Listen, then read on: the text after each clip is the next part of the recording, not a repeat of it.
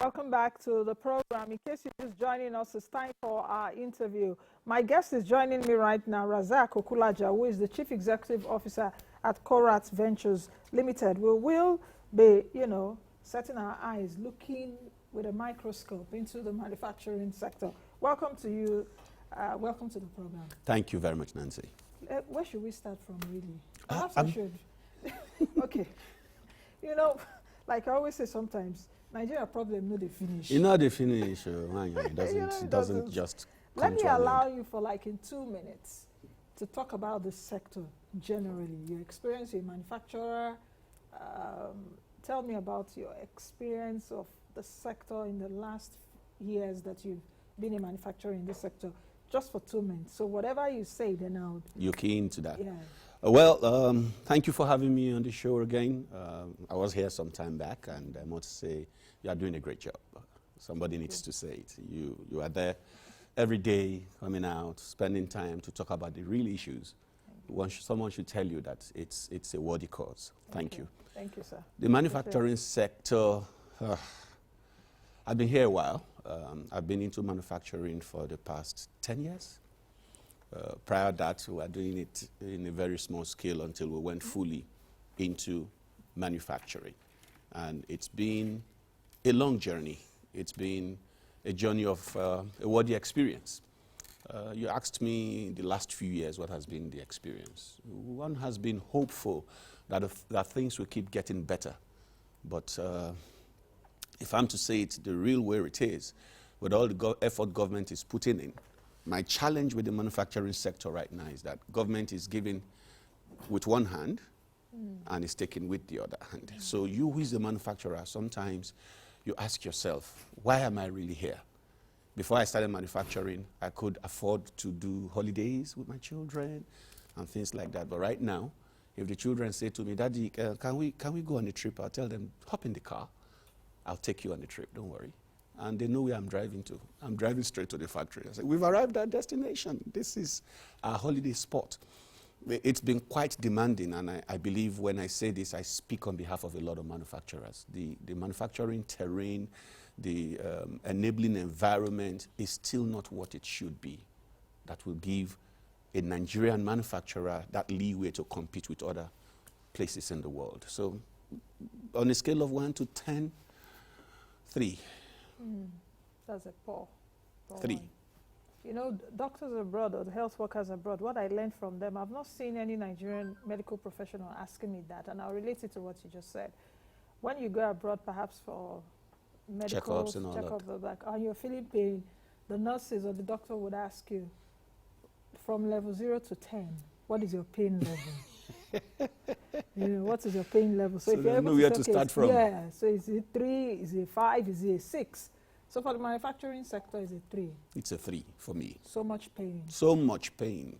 So much pain. And I'm just being modest about it. If not, I would have rated it lower. But because government is making effort, and there's this push to say, okay, what can we do to help the manufacturing sector? But my worry is you get this policy come out today. When you try to walk towards that policy, before you know what is happening, there's a somersault. Or you go to the agencies that are meant to implement that policy, and they will tell you it's still in the pipeline. But government is already saying, oh, this is workable. Yes. You go to the banks. You have a lot of intervention funds. Go to the banks. So they will tell you, yes, we have heard about it, but it's still in the pipeline. Sometimes 1 year, 2 years, that same policy is in the pipeline. And you who got that information, you're all excited. You go, you try, you push here and there. At the end of the day, you end up just resolving to fate or resorting to fate and telling yourself, I just have to do this myself because you're already here. What it takes to start a manufacturing outfit is a lot. A lot of times, it's, for instance, when I was going to start, it was a savings of over 6 years that I had that was poured into the initial capital. And since then, I've been pouring back in. I've been pouring back in. I know definitely at one point in time, there will be that testimony to say, oh, I've broken even eventually. But because things keep changing and you try to push this way, there's a new direction. So it becomes very confusing and discomfiting for the manufacturer. Now, you said that government gives with one hand and take with the other. What do you mean by that? What I mean by that is simple. The government will say, okay, we have an intervention fund. Come get it. When you go in, you have all kinds of bottlenecks that you have to cross. Then, the moment you begin to attain some success, you begin to see other agencies of government come on board and want to take a chunk out of whatever you have procured, forgetting that you are meant to work with such intervention funds to boost your business. But by the time, for instance, you are importing raw materials, you can just wake up one day, and I had that experience once. I'm not trying to disparage any agency. The machinery I was importing, used machinery. Every rule in the books for your importation had given the direction to go. The machinery arrived to the ports after a long delay due to shipments. You won't believe I needed to ship something from Ghana to Nigeria. It first went to Germany Before coming to Nigeria. That's just how Ghana, that is. Ghana, by our doorstep here. When it arrived, the duty that I had prepared to pay, somebody looked it up and told me, that is not the price of the machinery. I said, what you are saying is not correct. To start with, they didn't even release the power. I had to now press buttons because I work with that government agency. I had to call somebody who now said, okay, call this number. They gave me attention and said, the machinery I'm importing, that's not the price. I said, I bought the machinery, not you. Even if this is the market value you see for this machinery, relationship can give me a better bargain. But that's not even the case. So I went online, searched it, and grabbed the cost of that used machinery and shared with the link. If you doubt me, check here. They refused. And at the end of the day, I had to pay close to 6 times the value of the machinery in duties.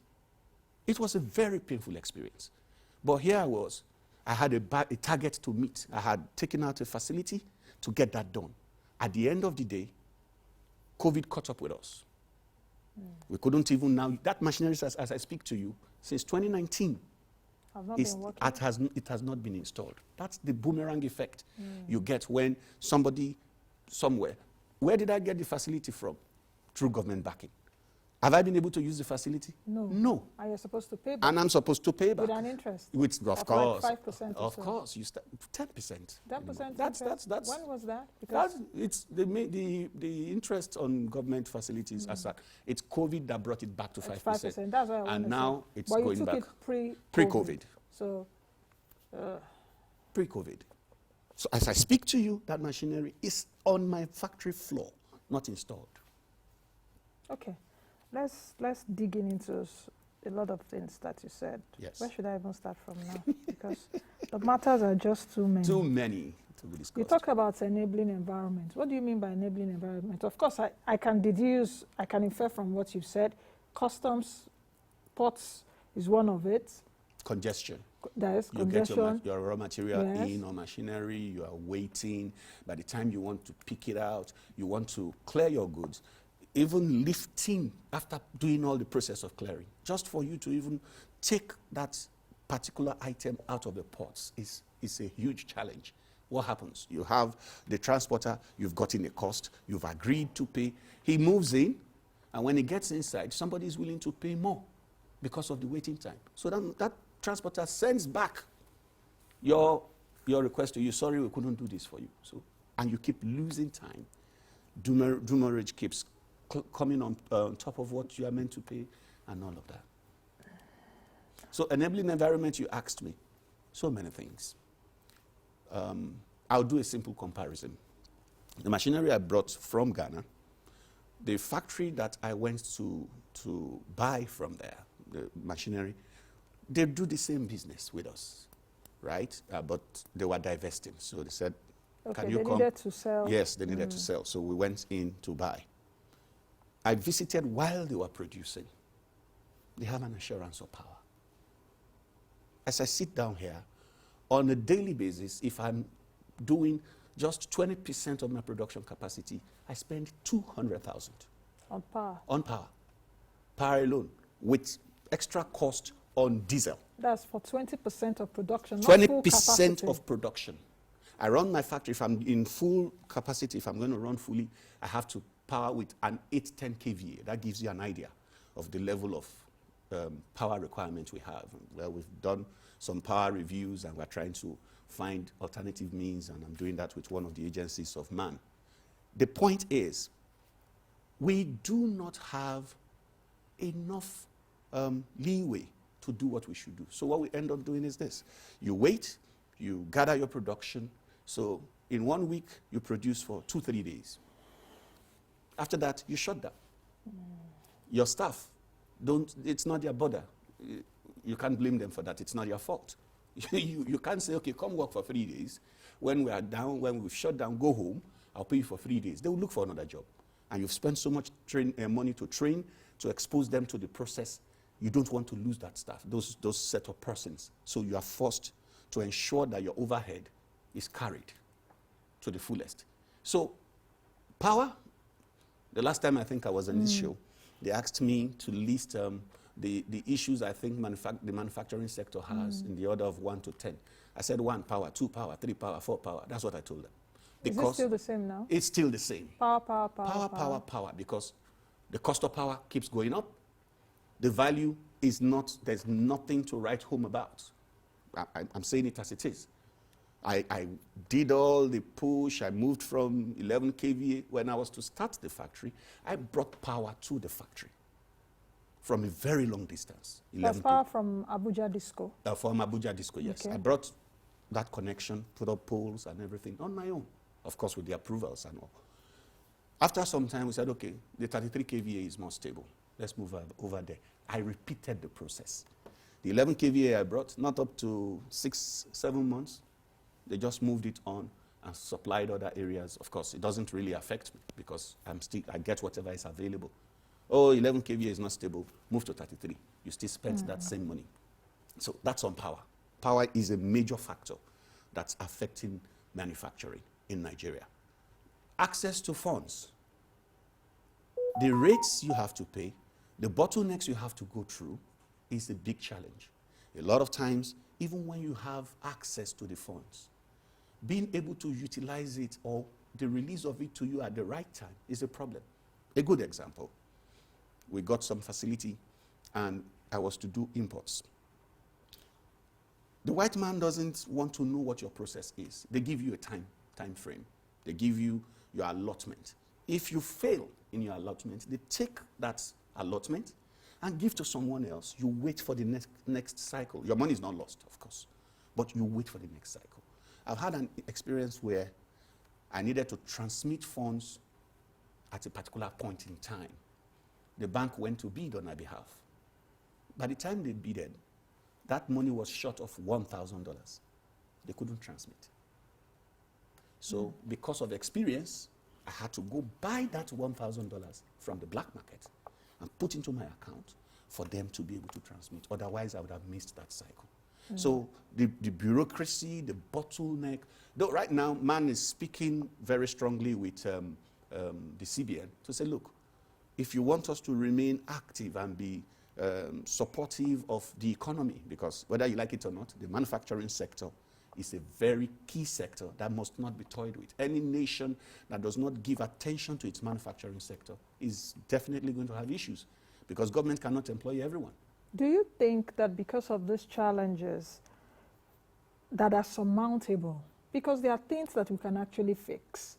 You know, we have this, World Bank ease of doing business. Standards. Yes, that we do watch every year and all of that. These challenges which you have enumerated, in fact, whether we should retitle the show to the wailings of a manufacturer. The wailings. Am I wailing now? Yes, you are. And I guess you are, yes, and I guess you are also echoing. That was why I had to allow you. Let me hear from you, get your experience. Yes. You know, these challenges are surmountable. Correct. What can the government do?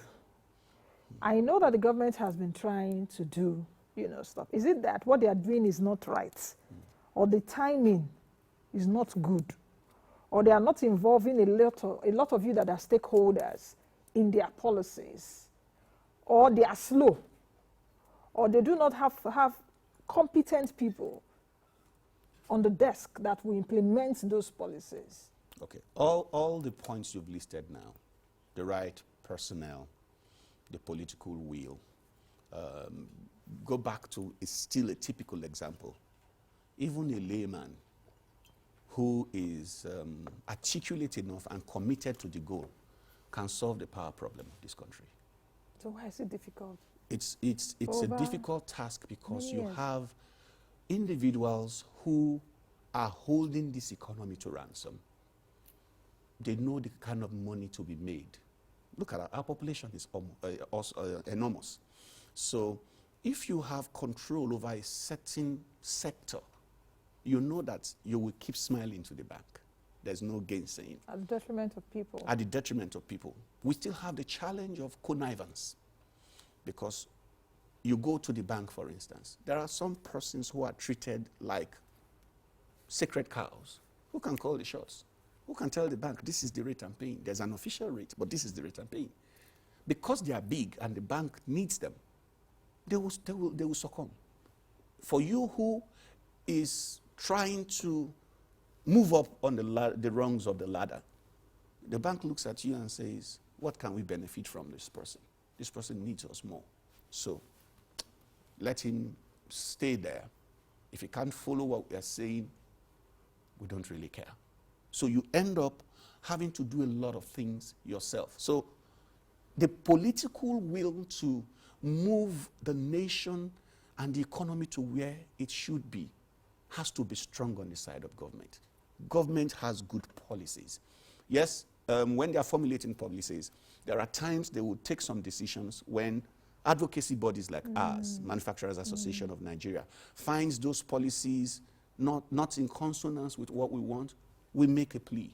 So you see sometimes the government will retrace her steps and try to get the stakeholders. Which it would have done in the first instance. But there's a twist to it. Okay. There are times that it is obvious that even those interactions or those times that advocacy bodies or stakeholders are invited to the table, it's just for the cameras. And that's the simple truth. You see, you finish your discussions, but the communique that will be read at the end of your meeting has been prepared before coming for that meeting. So we see those things happen, and it's worrisome. Because if we don't listen to the core persons who are experiencing whatever you are legislating over or whatever you are opening up policies on, if you don't listen to them and they are to run those policies for you, it's going to be a challenge at the end of the day. My sector, for instance, I manufacture CDs and DVDs. I'm the only one outside Lagos doing that. Other factories are in Lagos. I tell you, in the last 4 years, 5 of those factories have closed down. 5. 3 in the last 2 years. Why are they closing down? The terrain is getting stiffer and stiffer. There's another side to it. You're in competition with other manufacturers, maybe a foreigner, for instance. I don't want to be too specific. That individual has access to loans from his country. What we all will use to manufacture, you buy in with FX. So he takes a loan at 5% in his country, or 2%, 3%. He buys the goods offshore. He now comes back home here in Nigeria because he must obey the laws of the land. If he's buying 10 containers, for instance, he orders 9 with his money from there and does 1 through the Nigerian banks to still show compliance. How do you compete as a Nigerian when you don't have that kind of access? Okay, with this, what you've said, how do we position, especially for the African Continental Free Trade Area, which I don't even know if we are getting our acts right, because I don't see anything, even as the biggest economy on the African continent. But like I always say, the African Continental Free Trade Area doesn't make us big again.